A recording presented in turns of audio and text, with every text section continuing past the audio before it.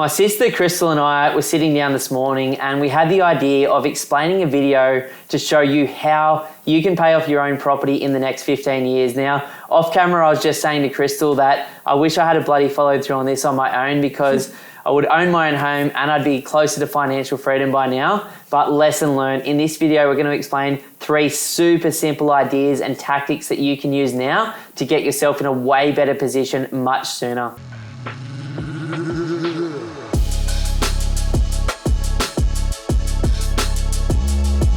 So to walk you through how this example works, we're going to talk about my situation roughly.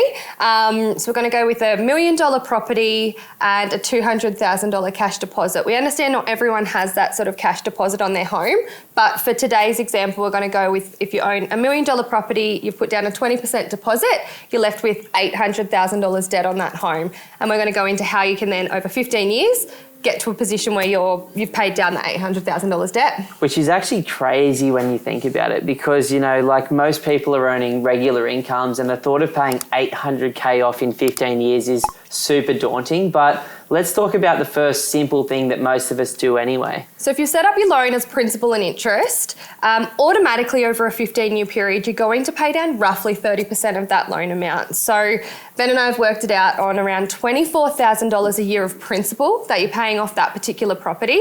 Over 15 years, that's $360,000 of debt that you've paid off your $800K. Cool. So the first idea is paying that principal and interest off. And then the second one is a little bit extra each week. Now, we were talking off camera and I sort of said, do you think the average person will be able to pay about $300 a week? And you said, well, basically none of your mates are in that position and so many of mine aren't either, because as you said, like petrol's gone up by 25-30% at least for most people. Groceries have gone up 20% and many other expenses have at the moment. So in this example, we thought we'd just take it right back and go, well, if the average person paid off $100 extra per week over 15 years, I think we worked that out to be about $5,000 a year times 15 years. We're talking about paying another $75,000 off. So with that principal and interest, plus that $100 a week and the deposit at the start, you now have paid $435,000 off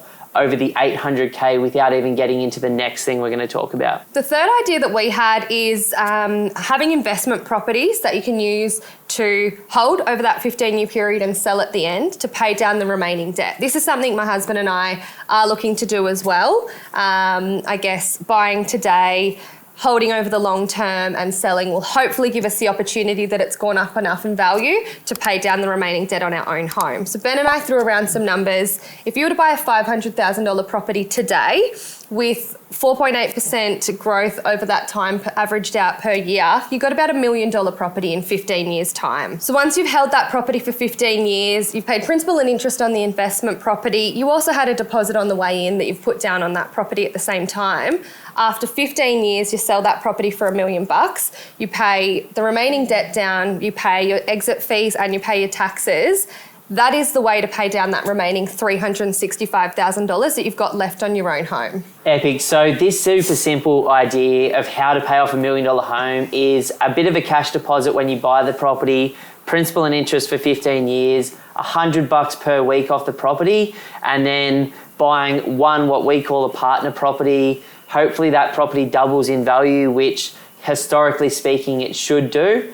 And then we sell that property, as Crystal said, pay off the taxes, wipe the remaining debt off your own home, and voila, you've got a property that you bought for $1 million that is now debt-free. But the other cool thing about this is over that 15 years, if you bought in the right market, the $1 million home that you start with a 4.8% average annual return will now be worth $2 million, which 15 years from now is going to give you heaps more choices than you have right now. And I think this is super simple. I think most people can work towards this over the 15-year period. So thanks so much for making it simple, Chris, and go out there, guys, and do your best with this strategy on your own home.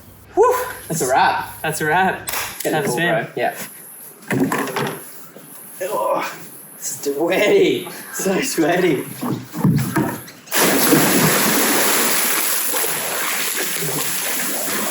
Oh, that's good. That's so nice. Oh.